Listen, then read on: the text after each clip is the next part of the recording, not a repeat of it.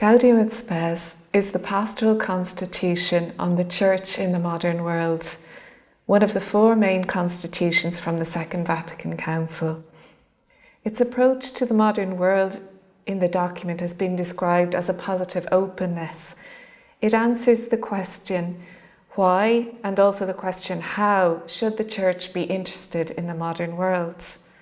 In terms of why, the answer is that the world is God's creation and is good, and that God has not abandoned it, no matter all the many changes and developments it goes through. When Pope John XXIII called for the Council in 1961 in the Apostolic Constitution Humani Salutis, he also had a similar tone and reminded Catholics that this world is the world into which Christ came to redeem, to break the power of sin and to lead it to fulfillment. So in being open to the world, we're not saying that the Church should be worldly, nor can it ever entirely embrace all that the modern world offers. However, that it can and must dialogue and be concerned to understand the world. The document is addressed not just to Catholics, but to the whole of humanity, since all human beings share in a common search for the meaning of the human being, our destiny, and also that we are all a large human family. The title of the document, Gaudium et Spes, in Latin, can be translated into English as Joy and Hope. And the title is taken from the opening line of the document, which is, the joys and the hopes of the human beings of this age are the joys, hopes, griefs and sorrows of the followers of Christ.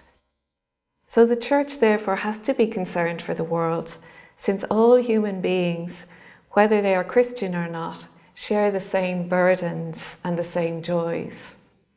The Church, however, is not in solidarity with the world because of a common humanity, but is called to bring Christ's salvation to the world and to give witness to the gospel. So the introduction to the document gives us a snapshot of the world at the time that the document was written in 1965. It highlights how the world was fast modernising and impacting the life of all human beings. Developments in technology and the sciences, urbanisation and migration, all impacted connections between families, and migration affecting the leaving behind of traditions, the civil rights movement and the rise of the modern feminist movement. All this progress also led to a rise in materialism and consumerism, and these developments posed new questions about human life and human dignity. They offered the Church an important opportunity to respond and reflect on her approaches to these questions. So part one of the document is entitled The Dignity of the Human Person. So it sets the anthropology, the Catholic anthropology, which we have to keep in mind before we engage with all these questions. It highlights the goodness of human beings who are made in God's image and likeness and called to be stewards of creation. Human beings have the gift of the intellect and their conscience, which deep within them manifests God's law and calls them to love and avoid evil. Yet the document also acknowledges the reality of sin which is in the human heart and which blocks human paths of fulfillment. Because all human beings have this gift of reason and all human beings can seek truth, the Church therefore can dialogue with all people of goodwill and even those who do not believe in God, such as atheists. And often those who don't believe precisely will raise questions which call the Church to account for her vocation to bring life and light to the world and whether she's living up to that vocation or not. So, really, the message of Christianity is in harmony with the secret desires of the human heart. But the Church is also called not only to dialogue but to proclaim. And the message that she proclaims which is the key point of the document, is in paragraph 22, that only in the mystery of the incarnate Word in Christ is the mystery of the human being revealed. So therefore the Church can stand confident in the modern world because it has the gift that all humanity is seeking and is capable of seeking. The second chapter is called The Community of Mankind. So since God is a Trinity, a communion of persons, and human beings are made in His image, we too are therefore social beings.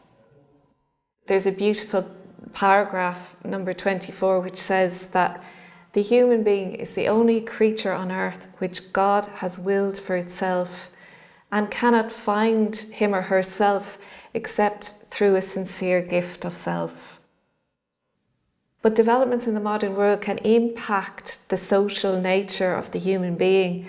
We see how technological developments, while on the one hand they have furthered communication between human beings, they've often led to a decrease in true quality interrelationality. Pope Francis says in Laudato Si that, we can become enslaved to the technocratic paradigm rather than technology actually serving us.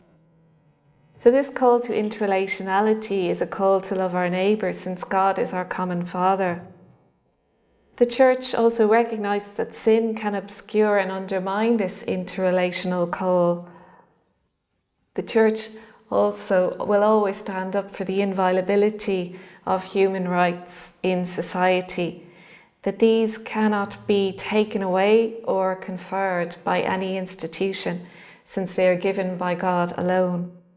Church opposes abortion, euthanasia, human trafficking and slavery, and can work in society and politics with those who also work for these common goals of alleviating anything which undermines human dignity.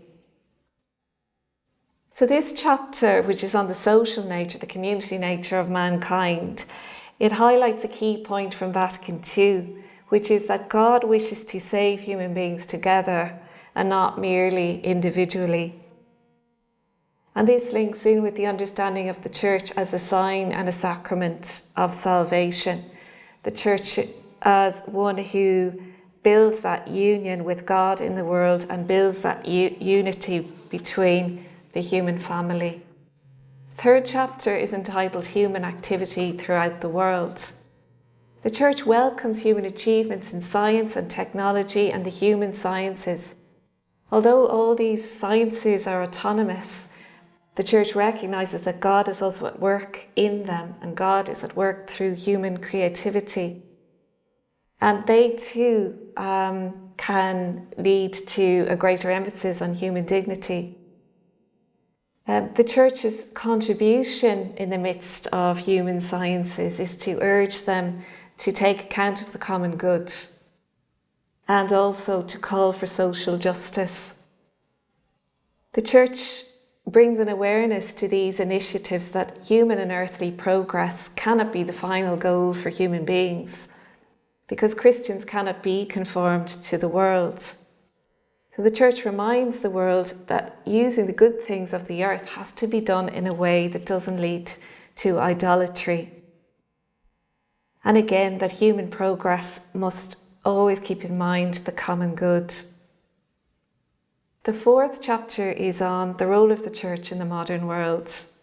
It reminds us that Christians are citizens of the earthly and the heavenly cities and have to work for the betterment of the world.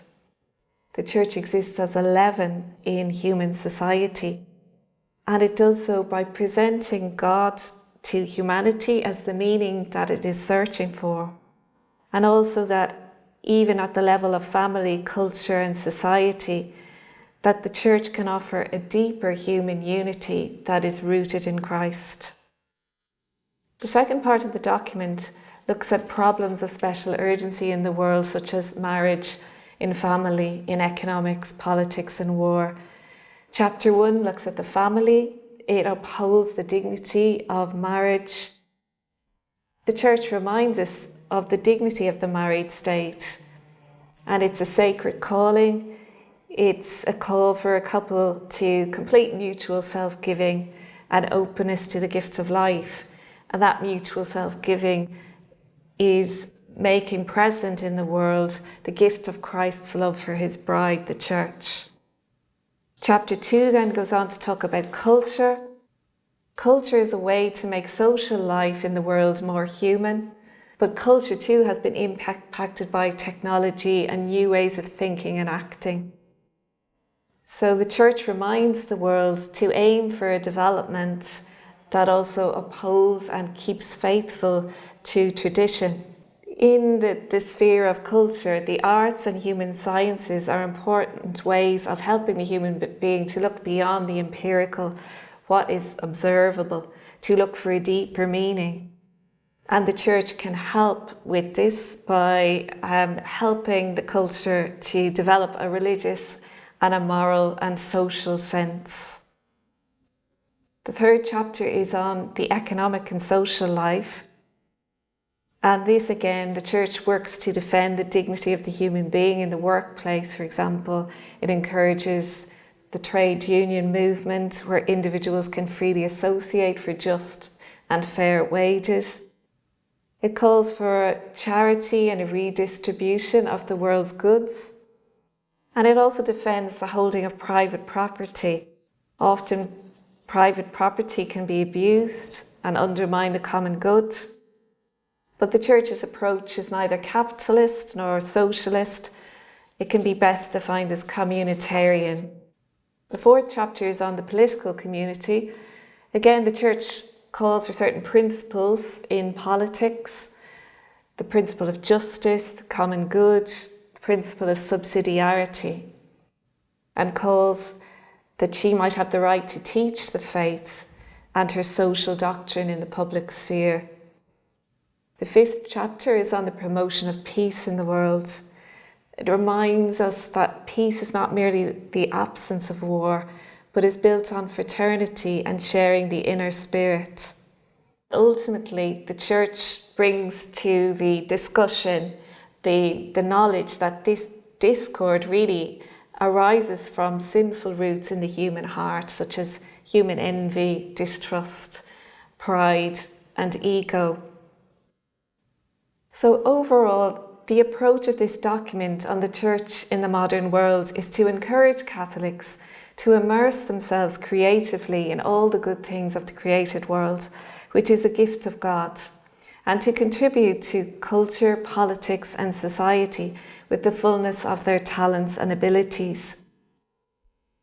It encourages them to recognize where God is already at work in all that is good in the modern world.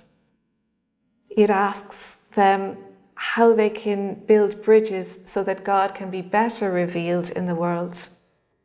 This can be a difficult task at times, especially when the world, including culture and society, is changing at such a rapid rate.